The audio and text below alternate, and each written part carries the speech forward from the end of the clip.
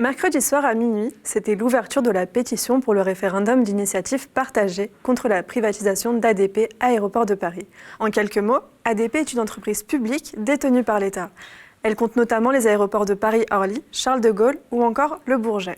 Le 11 avril dernier, le Parlement a voté la loi Pacte. En clair, l'État veut vendre plus de la moitié du capital à une entreprise extérieure. Cela pose des questions en matière de sécurité puisque les aéroports sont la porte d'entrée sur le territoire.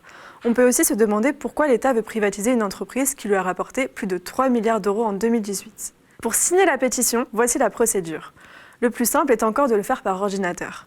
Munissez-vous avant tout de votre carte d'identité ou de votre passeport, vous en aurez besoin pour la suite. Ouvrez une page internet à l'adresse www.referendum.intérieur.gouv.fr. Puis, dans la rubrique « Déposer un soutien à la proposition de loi », cliquez sur le lien qui s'affiche en bleu.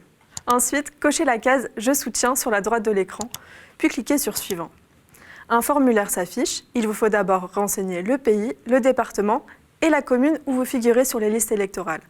Ce n'est donc pas forcément votre commune de résidence. Cette information figure sur votre carte d'électeur.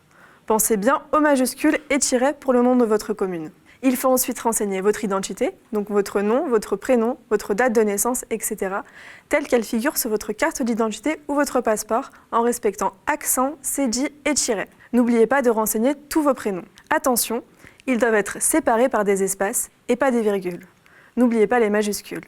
Vous êtes presque à la fin, il ne vous reste plus qu'à communiquer votre numéro de carte d'identité ou de passeport selon la pièce que vous avez choisie, ainsi que la date et le département de délivrance de votre pièce d'identité. Et enfin, votre adresse mail. Vous pouvez dès lors passer à la dernière étape en cliquant « Valider votre soutien ». Pour la dernière étape de confirmation, vérifiez que vos informations sont correctes, puis remplissez le formulaire en bas de page en recopiant les caractères qui figurent sur l'image. Celui-ci vise à vérifier que vous n'êtes pas un robot. Vous pouvez enfin confirmer votre signature. Voilà, c'est fini. N'oubliez pas de télécharger votre récépissé. Il vous permettra de vérifier plus tard que votre signature a bien été prise en compte. Si la procédure en ligne ne vous convient pas, il est toujours possible de procéder par un formulaire papier auprès de la commune la plus peuplée de votre canton. Cette procédure est décrite sur www.referendum.intérieur.gouv.fr/formulaire-papier. Pour cela, vous pouvez imprimer et remplir le formulaire CERFA 15264. Vous avez 9 mois pour signer la pétition, donc jusqu'au 15 mars 2020. Il faut réunir un peu plus de 4,7 millions de signatures. Si toutes les signatures sont obtenues, la pétition sera portée à l'Assemblée nationale et au Sénat lors de l'examen de la loi dans un délai de 6 mois. Si ceux-ci ne parviennent pas à un accord, les Français seront appelés à trancher par référendum.